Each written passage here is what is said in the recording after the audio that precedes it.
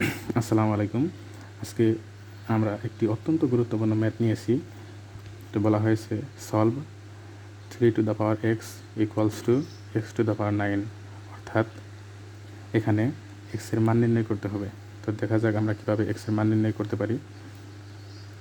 তো অত্যন্ত গুরুত্বপূর্ণ অঙ্ক, আমরা খুব ভালোভাবে খেয়াল করব। এখানে আমরা লিখতে পারি, দেওয়া আছে 3 to the power x সমান x⁴। আমরা একে লিখতে পারি 3 to the power x সমান x⁴। আমরা যা আছে তাই দিলাম, এখানে ব্র্যাকেট দেব, এই পাশেও ব্র্যাকেট দেব।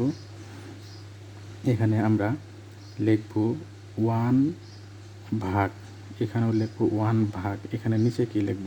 নিচে লিখব এই দুইটার গুণফল, 9 আর x এর গুণফল হচ্ছে 9x। এখানেও আমরা 9x লিখব। আমরা উভয় পাশে একই জিনিস পাওয়ার করেছি, অতএব মানের কোনো পরিবর্তন হয় নাই।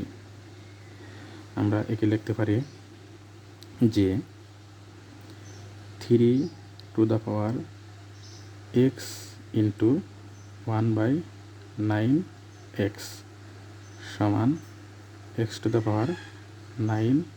Into 1/9x। কারণ আমরা জানি যে a⁴m whole to the power n সমান a⁴mn, অর্থাৎ পাওয়ারে পাওয়ারে গুণ হয়।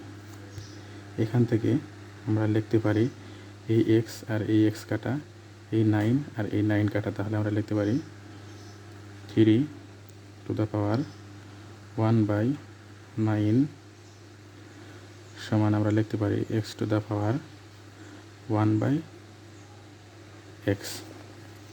এখন আমরা কি করতে পারি? এখন আমরা লিখতে পারি যে 3 to the power, এখানে আমরা একটু লিখতে পারি যে 3 ইন্টু 1/9 ইন্টু 3, অর্থাৎ লোভে হরে 3 দ্বারা গুণ করেছি।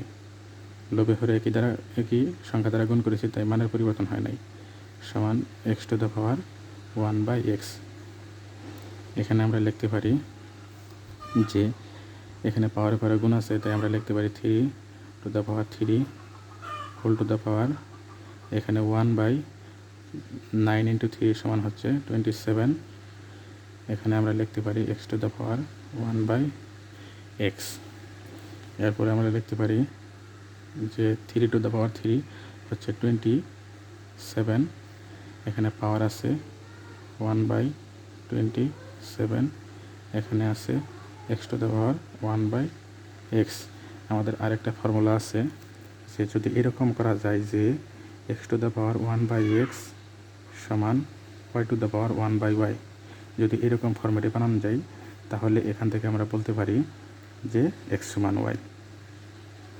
এখানে ঠিক, এখানে যদি 27কে যদি x ধরি এবং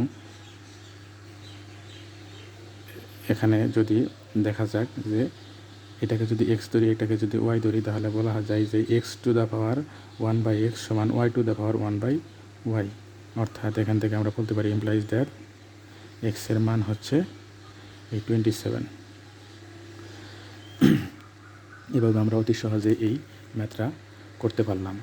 তো অঙ্কটি ভালো লাগতে থাকলে আমাদের চ্যানেলটি সাবস্ক্রাইব করে পাশেই থাকবেন।